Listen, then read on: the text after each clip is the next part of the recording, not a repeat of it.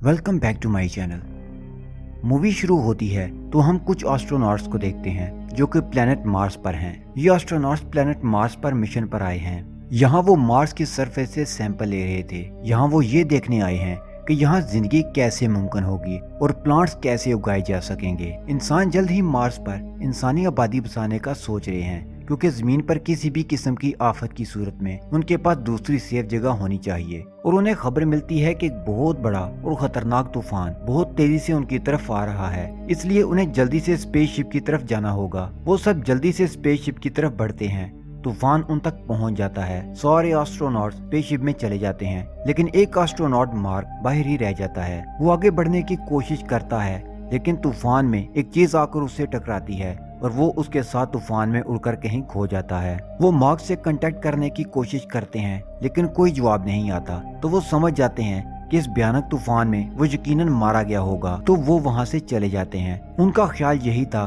कि इस तूफान में कोई कैसे बच सकता है, लेकिन बाद में हम देखते हैं कि मार्क अभी जिंदा है। वो देखता है कि एक रॉड उसकी बॉडी में घुस गया है। वो उसे निकालने की कोशिश करता है तो उसे पेन होता है। वो चलता हुआ शेल्टर की तरफ जाता है जो उन्होंने मार्स पर स्टे करने के लिए बनाया था। वहां जाकर वो रॉड अपनी बॉडी से बाहर निकालता है, लेकिन यहाँ वो परेशान हो जाता है क्योंकि उसकी स्पेसशिप वापस जमीन की तरफ निकल गई थी और वो उनसे कांटेक्ट भी नहीं कर सकता था। उसके पास ना वेपन है ना स्पेसशिप, यानी अब उसे अकेले मार्स पर ही रहना होगा। उसे याद आता है कि अगला मिशन मार्स पर 4 साल बाद आएगा। नासा ने ऐसा ही ऐलान किया था। वो सोचता है कि उसे 4 साल किसी तरह मार्स पर सरवाइव करना होगा। दोस्तों, प्लेनेट मार्स हमारी जमीन के करीब ही एक प्लेनेट है जो कि चट्टानी सियारा है, लेकिन यहाँ ना पानी है ना ऑक्सीजन, इसलिए यहाँ इंसानों का सरवाइव करना नामुमकिन है। अब मार्क देखता है कि उसके पास जो खाना है वो ज्यादा नहीं है और वो बहुत कम भी खाए तो कुछ मंथ्स ही निकाल पाएगा। ऑक्सीजन और पानी भी कम है। उसे अब यहाँ सरवाइव करने के लिए कुछ सोचना था,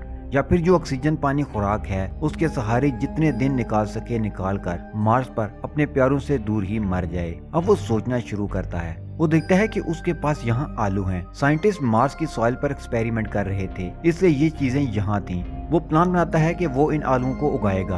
अब वो मार्स की सर्वे से मिट्टी लेता है, एक जगह आलू उगाने के लिए सेट करता है, लेकिन मसला पानी का था। यहाँ वही पानी था जो थोड़ा सा एस्ट्रोनॉट साथ लाए थे। मार्क एक बॉटनिस्ट था, इसलिए वो पानी प्रोड्यूस करना जानता था। वो इस शेल्टर से कुछ टूल्स लेता है और ऑक्सीजन और हाइड्रोजन को मिक्स करके उन्हें हीट देकर पानी बनाने की कोशिश करता है। यहाँ पहली ट्राई में पानी बनता है, लेकिन साथ में ही ब्लास्ट हो जाता है। उसने सारी कैलकुलेशन की थी, लेकिन जो ऑक्सीजन वो इनटेक कर रहा था उसकी करना भूल गया था। इस दफा वो सारी कैलकुलेशन करता है और दोबारा से ट्राई करता है। अब वो देखता है कि पानी बनना शुरू हो चुका है। अब इस खेत में भी पानी बनना शुरू हो चुका था जहाँ उसने आलू उगाए थे। मार्स की साइल में प्लांट उगाए जा सकते हैं, लेकिन इस साइल में न्यूट्रिएंट्स कम मिकदार में होते हैं और रेडिएशंस भी प्लांट को डैमेज करती हैं। तो किसी शेल्टर में और सॉइल में फर्टिलाइज मिक्स करके उगाएं तो प्लांट उग जाएंगे। मार्क एस्ट्रोनॉट्स का और अपना पूप एज ए फर्टिलाइजर यूज करता है। खेत भी एक शेल्टर के अंदर बनाता है ताकि रेडिएशन से बचा जाए और लाइट भी पहुंचाता है फोटोसिंथेसिस के लिए। कुछ दिन गुजरते हैं तो एक पौधा निकल आता है। मार्क ये देखकर खुश हो जाता है। इधर जमीन पर मार्क को डेड डिक्लेयर कर दिया जाता है, उसका फ्यूनरल भी कर दिया जाता है। अब नासा में काम करने वाली एक लड़की मार्स के ऊपर घूमने वाले एक सैटेलाइट की फुटेज देखती है। वो देखती है कि उनके शेल्टर का जो सामान पहले एक जगह था अब वो शिफ्ट हो चुका है, यानी वहाँ कोई तो है जो ये सब कर रहा है और प्रोबेबली वो मार्क ही है जो भी जिंदा है। वो ऑफिसर्स को इस बात का बताती है तो वो भी देखकर समझ जाते हैं कि मार्क अभी जिंदा है, लेकिन वो उसे बचाएं कैसे, क्योंकि उन्हें वहाँ पहुँचने में देर लगेगी और तब तक मार्क भूख प्यास से मारा जाएगा। इधर मार्स पर मार्क परेशान होने के बजाय तरकीब सोचने लगता है कि कैसे सरवाइव किया जाए। हेल्प कभी ना कभी आ ही जाएगा, तब तक बस मुझे किसी भी तरह जिंदा रहना है। मार्क कैलकुलेशन करता है कि 4 साल बाद जो मिशन मार्स पर आएगा वो ऐसी जगह लैंड करेगा जो यहाँ से 25 किलोमीटर दूर है। उसे वहाँ पहुँचने में 50 दिन लगेंगे और आज उसे मार्स में फंसे 70 डेज हो चुके हैं। उसके पास सोलर पैनल से चलने वाली कार है जो 35 किलोमीटर से ज्यादा ट्रेवल नहीं कर सकती। जमीन पर यह डिसाइड किया जाता है कि वो एक स्पेसशिप मार्स में भेजेंगे जिसमें खुराक होगी मार्क को जिंदा रखने के लिए, लेकिन वो स्पेसशिप भी 1 साल से पहले वहां नहीं पहुंच सकती। मार्क ने मार्स पर काफी ज्यादा आलू उगा लिए थे, लेकिन वो इन आलूओं के सहारे आखिर कब तक जिंदा रहता, उसे कुछ ना कुछ तो करना ही होगा। जमीन पर कांटेक्ट करके अपने बारे में बताना होगा। अब वो एक ऐसी जगह पहुंचता है जहां एक पावरफुल कैमरा होता है। इस कैमरा की मदद से फोटोज मार्स से जमीन पर भेजे जा सकते थे। मार्क यहाँ 3 बोर्ड लगाता है। सेंटर वाले पर वो लिखता है can you see me, left board पर नो और राइट पर यस लिखता है। जब ये फोटो जमीन पर नासा में बैठे लोग देखते हैं तो वो कैमरा यस की तरफ मूव करते हैं। ये देखकर मार्क बहुत ज्यादा खुश हो जाता है कि शुक्र है जमीन पर लोगों को पता तो चला कि मैं भी जिंदा हूँ। अब वो कोड के जरिए उनसे बात करने लगता है।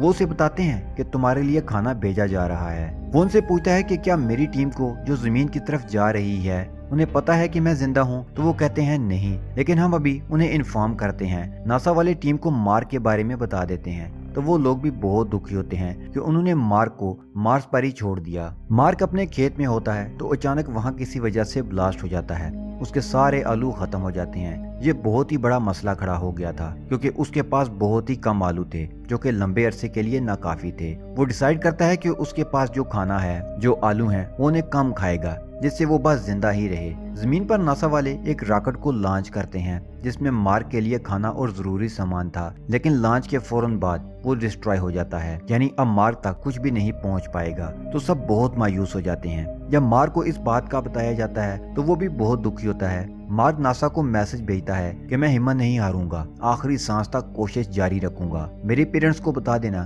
कि मैं अपने प्रोफेशन को लेकर कितना सिंसियर था। अगर इस दौरान उसकी जान गई भी तो वो खुश होगा कि उसने आखिरी सांस तक कोशिश की। नासा वाले चाइनीज स्पेसशिप एजेंसी से मदद मांगते हैं। उनका स्पेसशिप 28 दिन तक निकलने वाला था और वो मार्क को रेस्क्यू कर लेंगे। इसी दौरान नासा का एक एम्प्लॉय बताता है कि क्यों ना उसी स्पेसशिप को वापस मार्स की तरफ भेजा जाए जो पहले ही मार्स से निकला है। वो अब भी जमीन की बनिस्बत मार्स के करीब है और मार्स पर जो एक स्पेसशिप है, मार्क उसका यूज करके मार्स के ऑर्बिट तक आए। इस तरह इस स्पेसशिप का फ्यूल भी बच जाएगा और मार्क बच जाएगा। बाकी एस्ट्रोनॉट्स की जान को भी कम खतरा होगा, लेकिन वो नहीं मानते। वो कहते हैं कि ये मिशन बहुत ज्यादा रिस्की है, इसमें बाकी एस्ट्रोनॉट्स की जान भी जा सकती है और उन्हें उसके लिए 19 मंथ्स लग जाएंगे, इसलिए नासा मना कर देता है। मार्स पर मार्क भी हिम्मत नहीं हारा तो वो अपनी तैयारी कर रहा था। नासा वाले देखते हैं कि जो स्पेसशिप जमीन पर वापस आ रहा था वो वापस मार्स की तरफ मूव कर रहा है, लेकिन उन्होंने तो उसे कोई ऑर्डर नहीं दिए थे। असल में जिस लड़के ने प्लान बनाया था